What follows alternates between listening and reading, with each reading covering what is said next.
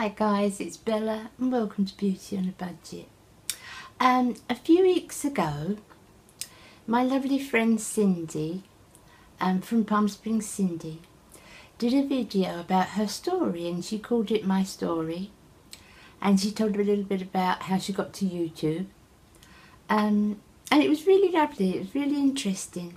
And then Patti, Rockstar Mum, we all know Patti, she carried it on, and she asked that a few of us could do it. You know, she opened it up, she didn't say anything specific, but she said to do it and to just say my story, and maybe a few of us mature, you know, content creators could do that. So thank you, Patti, I would love to do that. So I'll link both those ladies below in their videos, and this really is my story. So it's hard to know where to start really, but I suppose you have to go back a little bit to, well, a long bit, to when I was very young. I lived in a very sort of working class suburb area in London, in the East End, and my family, I'm an only child, I don't have any brothers and sisters, and my father was quite a heartless man. Now it's quite hard to say online because people think, you know, you shouldn't talk about your father and so forth, but if you saw behind the scenes, you'd know exactly what I mean. And my mum was beautiful, she was a beautiful lady, but he zapped her confidence a lot, and he zapped mine. He zapped mine as a person growing up. I remember one particular morning, I was going down the shop with him. He wanted some cigarettes at the time, and I was walking down quite near to where I lived with him, and he said to me, and so what do you want to do when you're older then? And I said, I would like to do some sort of teaching or encouraging, you know, people in something. I'd like to do that. And he said, well, don't even consider it because you just couldn't do it. He said, you're nothing, you'll always be nothing. I'm just giving you this story so that you can see why I grew up feeling the way I did. And you know, if somebody says that to you enough times, you can believe it. You believe it. My mum was she was lovely. She was a lovely, lovely lady, but too browbeaten to sort of see really. And then you take that through your adult life, and as you grow up, and then if, you know, someone rejects you or doesn't love you, you just think, well, of course they don't love me, I'm not worth being loved, I'm not, because that voice comes back to you. And you grow up feeling that, you know, I'm not worth trying for this, I'm not worth trying for that. And, you know, people in my life that I've loved, that I know never loved me in the same way. When I look back, my thoughts were not, you know, how they would be now, let me tell you. They were very, well, why would he love me? And I grew up like that. And I took that into my 30s and my 40s, and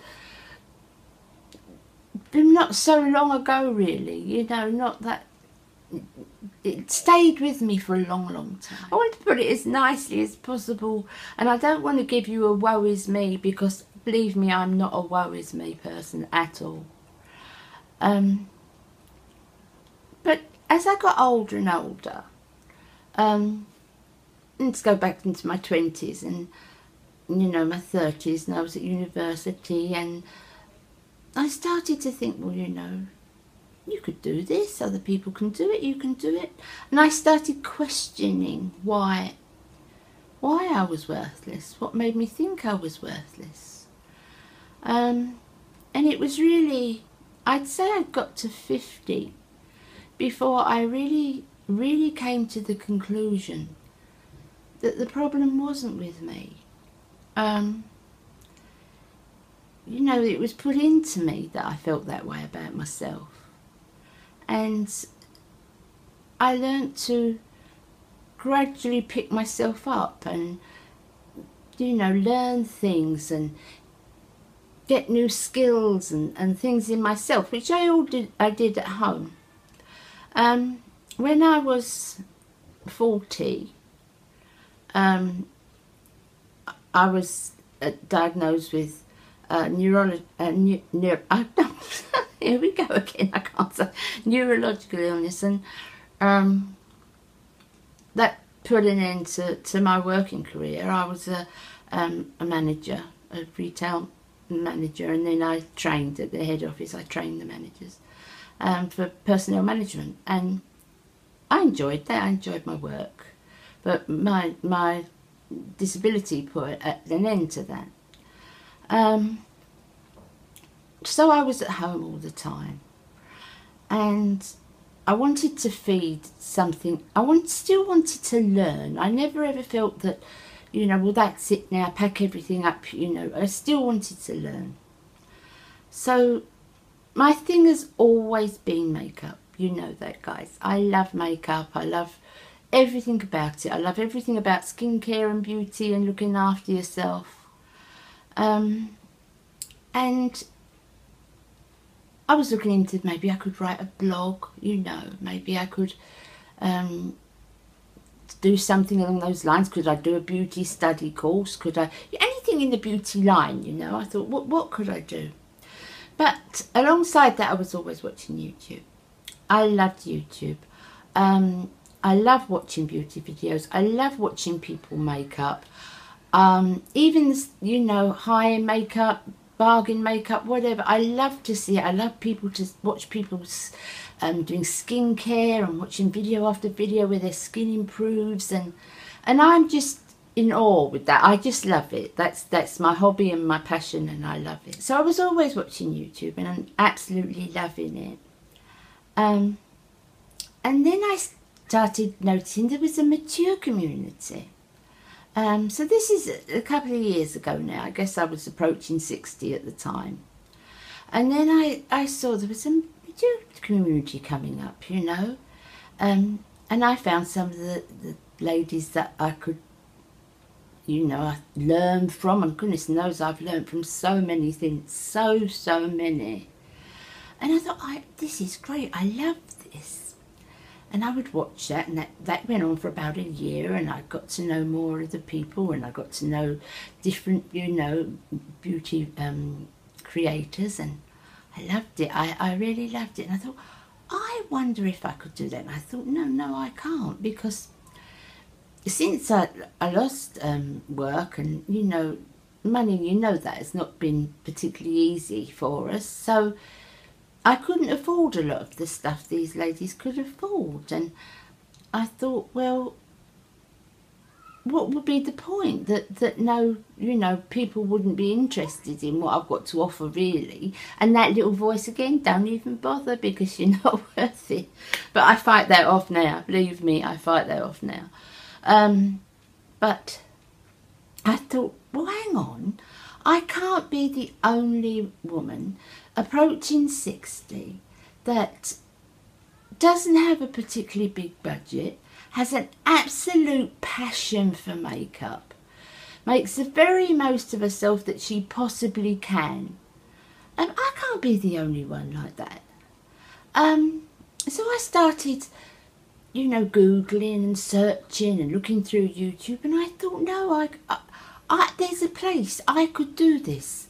I could do this. I could say, look, I'm older. I don't have self-confidence. I can't afford all the high-end things. But let's try and do this. Let's try and do this together.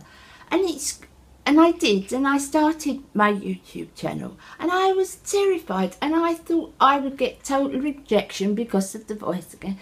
It's always with you. You never 100% lose that. If it's that installed in your childhood, you never 100% lose it. But I thought, yeah, I could. I've got something to offer. And since being at home, you know, I'm on my own quite a lot, and you know, I thought I'd love to be part of a community that supports and backs up older women, because the media doesn't, do they? The media is very, very young orientated, and we all know about the is it Kylie Jenner that was used for campaign for Estee Lauder's skincare, aging skincare range. I mean, there's so many of us was up in arms about that. So yeah, and I was thinking, no, there's got to be others. There's got to be others. And I started it, and I have not looked back. I absolutely love it. I came into it with absolutely no confidence, 100% expecting rejection. But it's done so much for me. I'm sure YouTube has done more for me than I could possibly offer YouTube. Because I don't feel alone. I don't feel I'm the only person that's, you know, trying her best on a budget.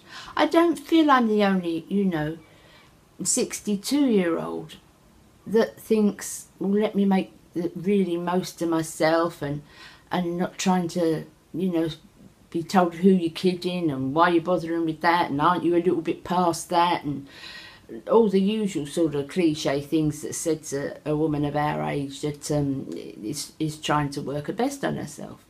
And I found people that incredibly look for their age. I mean, Melissa 55 and so many others that are absolutely stunning women for their age. And I thought, well look, they tried, they done that, they worked at that and got there, and you know, people like them, people follow them. And I thought, I can do it on a budget range. I can do that, I'm sure, on a budget range, because everything I use, well, let's say 95% of what I use is drugstore, is high street. But I still do it, and I'm still sharing it, and I've got such lovely feedback. And I can't tell you what you've done for me, for my subscribers and my friends and my fellow content creators. What you've done for me, for that voice that tells me that I'm nothing, for that voice that tells me why even bother because you're not going to make it. I can't tell you, even in my 60s, how you've absolutely turned that around and given me such a boost in life. A boost that's personally my own. My children boost me up. My husband boosts me up every day. But for my self-esteem as a woman, as a mature woman, because as much as they love me, they don't know what it's like to be 62 and female and really wanting to be your best and to be attractive and to be, you know, appealing. And so those sides of it, as much as they love me and I love them, they don't know that. But you guys do, and thank you. Thank you from the bottom of my heart for giving me the opportunity to know you, get to know you, to be your friend. Thank you for accepting me for exactly who I am. And I just can't thank you all enough for all of you. Thank you from the bottom of my heart. So that was my story, guys. Hope it wasn't too miserable. And I hope you enjoyed it. I am a happy person. I am a very happy person. But we've all got a story, haven't we? We've all got a story. Thank you so much for listening to me. I'll see you again on Friday. Have a good week, and you take care of yourselves. Bye, guys. Bye, my lovely friends. Bye.